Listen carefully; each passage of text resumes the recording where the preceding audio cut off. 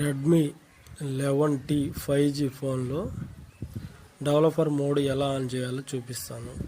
First settings on చేసుకోండి. About phone on చేయండి. Version button 5-6 సార్లు క్లిక్ చేయండి. 7 సార్లు చేయండి. డెవలపర్ మోడ్ ఆన్ అవుతుంది. బ్యాక్ వచ్చి సెట్టింగ్స్లోకి వెళ్ళి సెర్చ్ బార్లో డెవలపర్ మోడ్ అని టైప్ చేస్తే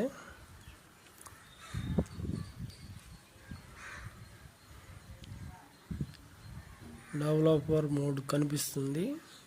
దాన్ని ఆన్ చేయండి. డెవలపర్ మోడ్ ఆన్ అయినట్టే.